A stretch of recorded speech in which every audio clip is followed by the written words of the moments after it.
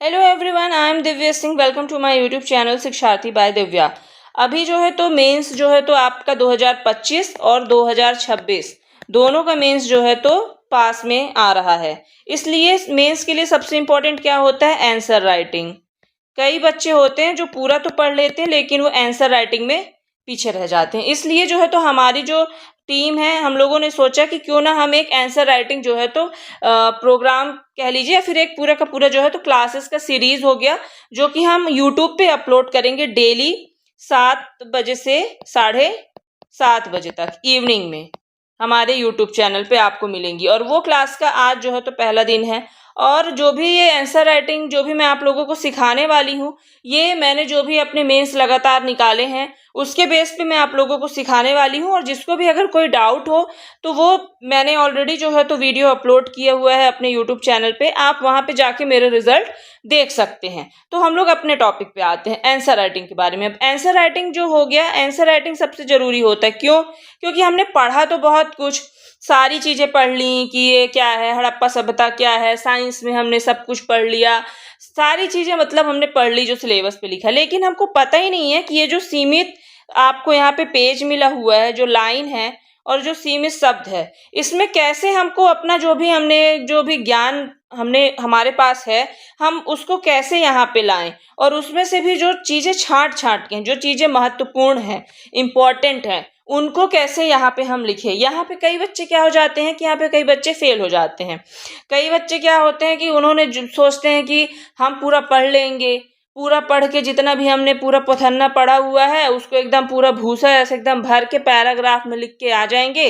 और जो चेक करने वाला है वो हमारा मौसा है तो वो हमको नंबर दे देगा।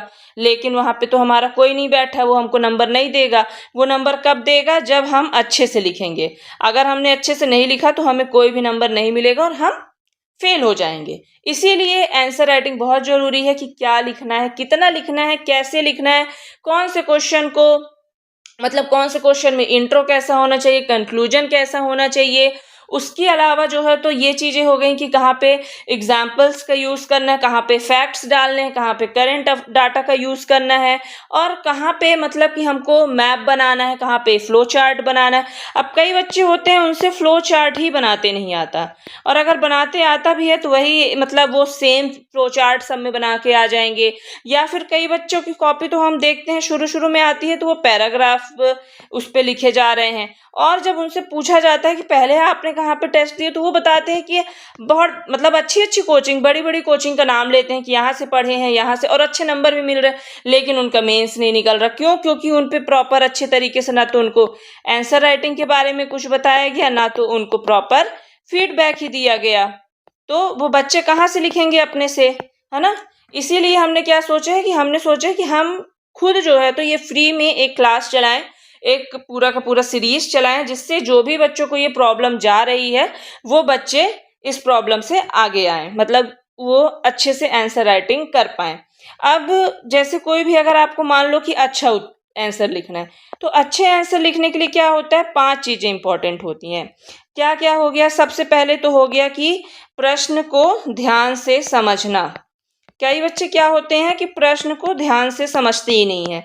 हम लोग कई बार जैसे कॉपी चेक करते हैं ना, तो उसमें देखते हैं कि बच्चे पूछा कुछ और है, लेकिन मतलब बच्चे उतना अच्छे से उन्होंने पढ़ा नहीं, शायद जल्दबाजी के कारण नहीं पढ़ा, या भी उनकी समझ इतनी विकसित नहीं हो पाई है कि वो प्रश्न को अच्छे से समझते ही नहीं है। जब आप अच्छे से समझोगे नहीं, जब आप यही नहीं समझोगे कि वो पूछ क्या रहा है, वो हमसे क्या उत्तर की डिमांड कर रहा है, जब हम ये नहीं समझेंगे तो हम अच्छे से लिखेंगे नहीं।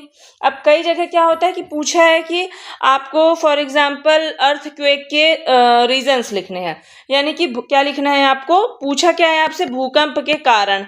अब कई बच्चे क्या होते हैं अपने आप को बड़ा होशियार दिखाने के लिए कि मतलब मैं लिख दूंगा 5 चीजें कि वो पूछा कारण है, लेकिन मैं वहां पे परिभाषा तो लिखूंगा ही, उसके बाद कारण थोड़ा सा लिख दूंगा, उसके बाद उपाय लिख दूंगा कि कैसे वो करते हैं, फिर इसका परिणाम क्या होता है, अर्थक्वेक से क्या मतलब भूकंप के कारण क्या क्या नुकसान होता है, ये सब लिख के आ जाऊंगा। तो समझेगा कि अरे वाह, बच्चा तो बड़ा होशियार है, तो उसको मैं पूरे नंबर दे दूं। लेकिन ऐसा नहीं होता है। क्यों? क्योंकि आपने क्या किया, प्रश्न को समझा ही नहीं है। वो पूछा क्या है आपसे, सिर्फ और सिर्फ आपसे कारण पूछा है, तो आपका फोकस किस पे होना चाहिए? कारण पे होना चाहिए। अगर वो आपसे पूछता कि भूकंप के कारण के साथ साथ में इसके परिणाम भी लिखो, कॉन्सिक्वेंसेस भी लिखो, तब आपको दोनों लिखना है। अगर आपसे कारण पूछा है तो सिर्फ और सिर्फ आपको कारण ही लिखना है और कुछ नहीं लिखना है। ये तो हो गया हमारा पहला पॉइंट। दूसरा पॉइंट क्या हो गया हमारा कि जो आपका इंट्रोडक्शन होता है, यानी कि जो आपकी भूमिका है वो कैसी होनी चाहिए? छोटी और प्रभावी होनी चाहिए, यानी कि इम्पैक्टफुल होनी चाहिए। अब कई लोग क्या करते हैं कि बहुत बड़ा बड़ा इंट्रो लिखते हैं। बहुत बड़ा बड़ा इंट्रो नहीं लिखना। क्यों? क्योंकि अगर आप इंट्रो में ही ज़्यादा आप अगर अपना पेज वो कर दोगे, पोर्शन आप ज़्यादा इंट्रो को दे दोगे, तो मेन बॉडी आपकी कहाँ जाएगी, जो आप मेन अपने विचार लिखना चाहते हैं। इसलिए इंट्रो हमेशा अगर 7 नंबर का क्वेश्चन है तो 1 लाइन का होना चाहिए, और अगर 10 नंबर का क्वेश्चन है तो मैक्सिमम 2 से 2.5 लाइन, इतनी मतलब कि आपका इंट्रो इतना सफिशियंट होता है। उसके बाद प्रभावी कैसे बने? तो प्रभावी बनाने के लिए क्या करना है कि आपको जो आपका इंट्रो है वो बहुत ही सटीक लिखना होता है। मतलब कि जो पूछा है उससे मिलता जुलता ही आपका इंट्रो होना चाहिए उसके बारे में। अगर आप इंट्रो अच्छा बनाएं, क्यों? क्योंकि पहला first impression is the last impression. तो अगर आपका इंट्रो अच्छा होगा तो ही जो है तो चेकर और अच्छे से पढ़ने का मन बनेगा कि नहीं चलो और अच्छे से पढ़ते हैं। इसीलिए इंट्रो जरूरी हो गया। ये तो हो गया हमारा दूसरा पॉइंट। अब तीसरे पॉइंट पे आते हैं। तीसरा क्या है कि बॉडी, मेन बॉडी, यानी कि जो मेन पार्ट होता है उसको कैसे लिखना है। कई लोग क्या करके आते हैं कि एकदम ये पैराग्राफ लिख के आ गए। अब वो उसकी जवाबदारी है कि वो आप क्या करे, चेकर क्या करे कि आपके पैराग्राफ में से जो की पॉइंट है उसको छांटता बैठा रहे। क्यों? क्योंकि आपका जो है तो वो रिश्तेदार लगता है, तो वो इसलिए वो छांटता बैठा रहेगा कि अरे बच्चे ने बड़ा मेहनत किया है, पैराग्राफ में लिखा है, अब मैं खुद छांट लेता हूँ कि मेन जो पॉइंट है वो उत्तर कहाँ है। तो ये नहीं होगा। आपको सबसे पहले तो कई बच्चे जो पैराग्राफ लिखते हैं ये लिखना बंद करें। कैसे? तो फिर पूछें कैसे लिखना है, तो ऐसे लिखना है। सबसे पहले क्या करना है, पॉइंट वाइज आपको रिप्रेजेंट करना है और सिस्टमैटिक तरीके से, व्यवस्थित, है ना। पॉइंट वाइज हो और सिस्टमैटिक, इस तरीके से आपको करना है। पॉइंट वाइज आप किस तरीके से लिख सकते हैं? या तो डायरेक्ट हो गया एक, दूसरा हो गया फ्लो चार्ट के थ्रू। सबसे अच्छा मीडियम होता है अगर आपको पॉइंट वाइज लिखना है तो आप फ्लो चार्ट के थ्रू लिखिए, क्योंकि इससे आपका एक तो पूरा सब चीज़ अच्छे से प्रेजेंटेशन होता है, उसके साथ साथ में जो है तो आपका पूरा पॉइंट वाइज लिख भी जाता है। तो इस तरीके से आप अपना बॉडी बनाइए। उसके बाद क्या है कि जहाँ भी पॉसिबल हो वहाँ पे क्या क्या यूज़ करिए आप। उदाहरण हो गया, है ना। उसके बाद क्या, तथ्य हो गए, जो भी फैक्ट्स हैं। उसके बाद रिपोर्ट है अगर आपके पास, जैसे कहीं भी अगर अनएम्प्लॉयमेंट का पूछा है तो एनएसएसओ की रिपोर्ट हो गई, उसके बारे में लिख सकते हैं आप। उसका जो फैक्ट डाटा आपको पता हो उसके बारे में लिख सकते हैं। जो भी योजनाएं, अगर कोई भी क्वेश्चन आए उससे रिलेटेड अगर योजनाएं हैं तो लिखिए। और उसके अलावा मध्य प्रदेश, क्योंकि आप किसका एग्जाम दे रहे हैं, एमपीपीएससी का, तो मध्य प्रदेश से भी आपको संदर्भ जोड़ना है। सबसे लास्ट क्या हो गया फिर, निष्कर्ष। निष्कर्ष कैसा होना चाहिए? निष्कर्ष आपका हमेशा ही सकारात्मक होना चाहिए। कैसा होना चाहिए? सकारात्मक। वो क्वेश्चन भले ही उसने नेगेटिव पूछा हो, लेकिन आपका निष्कर्ष कैसा होना चाहिए? सकारात्मक। क्योंकि आप क्या बनने वाले हैं? आप मतलब पीसीएस ऑफिसर बनने वाले हैं। आपके पास कई ऐसी विषम परिस्थितियां आएंगी, लेकिन आपको वहां पे भी क्या करना है, पॉजिटिव ही सोचना है। इसलिए जो आपका निष्कर्ष हो वो पॉजिटिव हो। ये 5 के 5 पॉइंट जो हैं तो आप लोगों को याद में रखना है। और यही 5 पॉइंट और भी कुछ चीज़ें हैं जिसके बेस पे ये पूरी की पूरी जो है तो क्लास का जो है तो सीरीज चलेगा। इसमें आप लोगों को क्या क्या सिखाएंगे हम, ये सारी चीज़ें तो हो गया, जैसे कि इंट्रो हो गया, बॉडी हो गया, ये सारी चीज़ें बताई जाएंगी, निष्कर्ष हो गया। फिर प्रश्न को आपको कैसे समझना है, किस प्रश्न का मतलब क्या है, वो क्या है आपसे पूछ रहा है। उसके अलावा क्या हो गया कि फ्लो चार्ट कई तरीके के होते हैं। बच्चों को फ्लो चार्ट ही ज़्यादा तरीके के नहीं पता, इस कारण से वो सीधे सीधे लिख के आ जाते हैं या एक दो ठो बना के आते हैं। फिर उसके बाद सबसे इम्पोर्टेंट हो गया मैप। अब कई बच्चे क्या करते हैं कि वो मैप ही नहीं बनाते। अब खासकर ज्योग्राफी का क्वेश्चन है तो उस पर आपको तो 110% मैप जितने ज़्यादा से ज़्यादा आप बना सकें उतने बनाइए। इसी तरीके से और कई सारे पॉइंट होते हैं जो कि आपके आंसर राइटिंग को पूरा कंप्लीट करते हैं, वो हम आपको इस सीरीज के माध्यम से आपको सिखाएंगे। तो अब जो मैं आप लोगों को एग्जाम्पल जो है तो बताने वाली हूँ वो उस पे चलते हैं आगे। सबसे पहला क्वेश्चन हो गया नन्नुक देव। अब नन्नुक देव आपसे पूछा गया है ना, तो आप लोग सबको ही जानते हैं कि ये कौन है, चंदेल वंश के संस्थापक, इतना तो सबको पता होगा। ये इस तरीके से आप फ्लो चार्ट बना सकते हैं। इसके बाद आप क्या लिखिए, चंदेल वंश के, क्योंकि ये देखिए ये तो बेसिक चीज है, लेकिन अब आप बोलेंगे बेसिक, लेकिन फिर भी ये लिखना जरूरी है कि सबसे पहले तो ये पता होना चाहिए कि ये हैं कौन। तो ये सबसे पहले तो चंदेल वंश के संस्थापक हो गए। उसके बाद यहाँ पे आप लिख सकते हैं इनको उपाधि, तो उपाधि कौन सी मिली थी इनको, आदि पुरुष की। तो यहाँ पे आप इनका उपाधि लिख दीजिए, आपको एक्स्ट्रा मार्क्स दिलाएंगे। फिर आपको शासन काल लिखना है यहाँ पे कि कब से कब तक था, क्योंकि अगर हिस्ट्री का पेपर है, हिस्ट्री के पेपर में अगर आप डेट लिख रहे हैं तो उससे क्या होगा कि आपको ज़्यादा मार्क्स मिलने के चांसेस होते हैं। ये आपने लिख दिया सन 831 से 845। उसके बाद आपने लिख दिया राजधानी, तो राजधानी लिख दिएंगे, इससे भी आपको एक्स्ट्रा मार्क्स मिलेंगे। राजधानी हो गया आपका खजुराहो। अब आप खुद देखिए कि इसमें जो नन्नुक देव के बारे में पूछा है आपने क्या नहीं लिखा। आपने सब कुछ लिख दिया कि चंदेल वंश के संस्थापक, उपाधि जो है तो आदि पुरुष, शासनकाल 831 से 845, और राजधानी क्या हो गया, खजुराहो। तो इसमें आपके नंबर तो नहीं कटने वाले हैं कि किसमें आपका नंबर काट ले, क्योंकि आपने तो 3 पॉइंट लिखे हैं और तीनों के तीनों इंपॉर्टेंट लिखे हैं। तो इसमें चेकर आपको ऐसे चेक करेगा और कितने मार्क्स दे देगा, 2 मार्क्स देगा। इस तरीके से आपको लिखना है। दूसरी चीज ये, यहाँ पे मैंने आपको फ्लो चार्ट का एग्जाम्पल दिखाया। अब कई बच्चे क्या होते हैं कि 2 नंबर में सोचते हैं अरे यार मैम 2 नंबर में क्या ही क्वेश्चन बनाएं, क्या ही फ्लो चार्ट बनाएं। अरे तो इतना आलस दिखाओगे तो मेंस कैसे निकालोगे, कुछ अलग करोगे तो ही ना मेंस निकलेगा। कितने बच्चे हैं जो कि पढ़ पढ़ के बैठे हैं। अगर आपको रेस में आगे निकलना है तो आपको कुछ ना कुछ यूनिक चीजें करते रहना पड़ेगा। इसीलिए 2 नंबर में भी आपको आलस नहीं दिखाना, उसमें भी आप अलग अलग तरीके के फ्लो चार्ट बना सकते हैं। और जिसको भी मान लीजिए कि और टेस्ट सीरीज हमारी ज्वाइन करनी हो, या टेस्ट से रिलेटेड कोई प्रॉब्लम हो, या मेंस में मेंटोरशिप से रिलेटेड, मतलब अच्छे से उन्हें गाइड ना मिल रहा हो, मेंटोर ना मिल रहा हो, उससे रिलेटेड कोई प्रॉब्लम हो, तो ये आपको स्क्रीन पे नंबर दिख रहा है, आप इस पे व्हाट्सएप पे मैसेज कर सकते हैं, कॉल कर सकते हैं और जुड़ सकते हैं।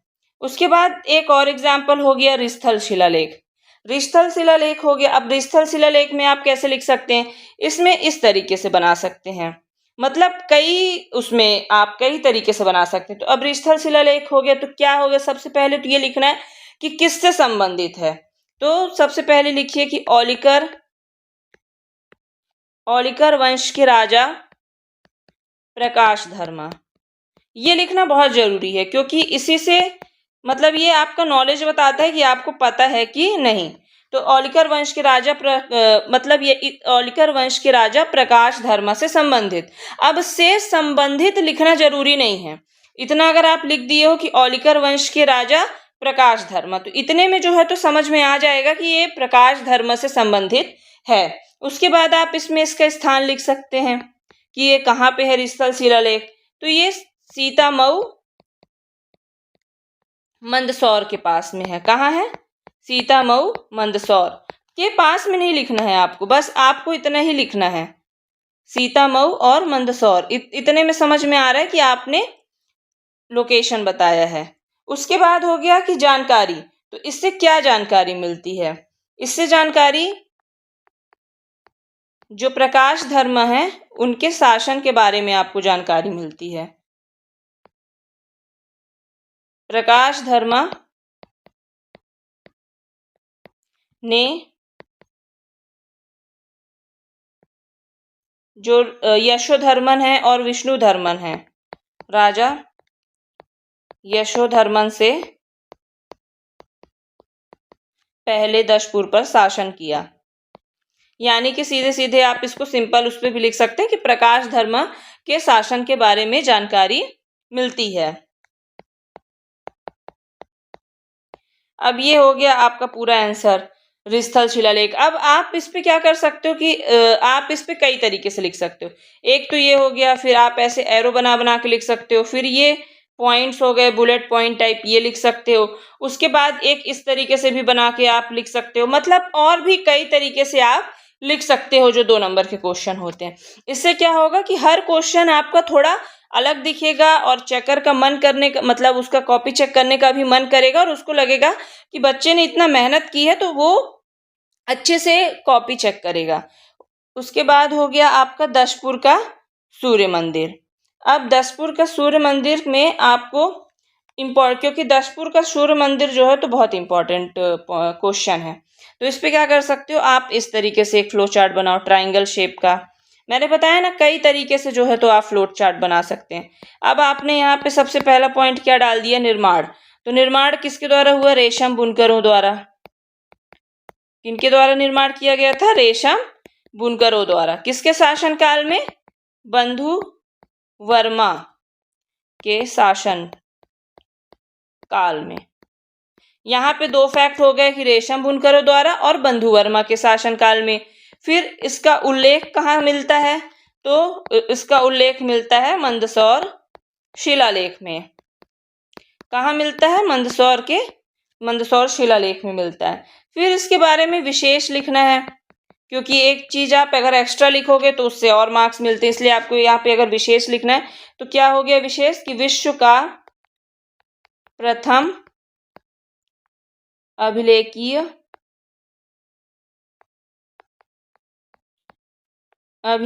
विज्ञापन।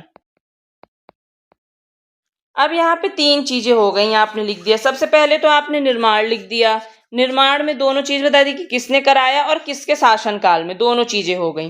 फिर इसका उल्लेख कहाँ है, तो इसका उल्लेख भी लिख दिया कि मंदसौर शिलालेख में। इसके बारे में विशेष क्या है, तो विश्व का प्रथम अभिलेखीय विज्ञापन है, ये इसके बारे में विशेष हो गया। अब इसमें आप और भी कई चीजें लिख सकते हैं, जैसे आप इसका निर्माण भी लिख सकते हैं कि 436 ईस्वी यानी 436 AD में इसका निर्माण हुआ।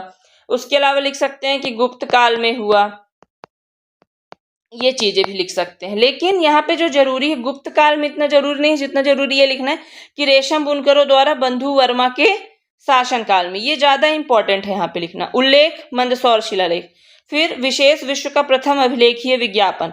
अब यहीं पे देख सकते हैं आप क्वेश्चन की समझ, जो मैंने कहा कई बच्चे जैसे दशपुर का सूर्य मंदिर पूछा है तो वो बच्चे दशपुर का सूर्य मंदिर तो मान लीजिए लिख दिया एक पॉइंट, लेकिन उससे ज्यादा उनका फोकस आ जाता है मंदसौर के शिलालेख पे।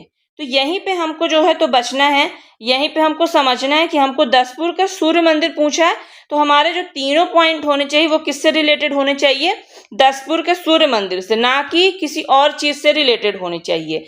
इस तरीके से अगर आप लिखेंगे तो आपको पूरे के पूरे नंबर मिलेंगे, इसमें पूरे मार्क्स मिलेंगे, क्योंकि इसमें चेकर आपके मार्क्स कहाँ काटेगा, कहीं नहीं काटेगा।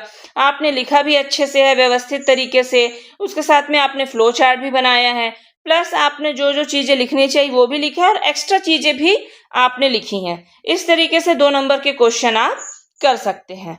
और अगर मान लीजिए कि मेरे से लिखने में कोई भी मिस्टेक हुई हो या त्रुटि हुई हो तो इग्नोर कीजिएगा, क्योंकि ये इसमें लिखने में मेरा पहला टाइम है, इसलिए कोई भी मेरे से एरर हो सकता है। अगर आप लोगों को कोई भी डाउट हो, मतलब अगर आंसर राइटिंग से रिलेटेड या कोई भी, तो आप लोगों को ये जो नंबर दिख रहा है आप लोग इस पे मैसेज कर सकते हैं और कॉल कर सकते हैं। और अगर आप लोगों को मेरा ये जो आंसर राइटिंग का जो सीरीज है अगर अच्छा लग रहा है तो प्लीज जो है तो आप लोग कमेंट कीजिएगा कि मैम प्लीज इसे कंटिन्यू करिए, क्योंकि क्या है कि इससे हमको मोटिवेशन मिलता है कि हम और अच्छे तरीके से आपको सिखाएं और अच्छी अच्छी नई नई चीजें जो है तो सिखाएं। इसलिए आप जो है तो ये कमेंट जरूर करिएगा और चैनल को सब्सक्राइब कीजिएगा, लाइक कीजिएगा। Thank you.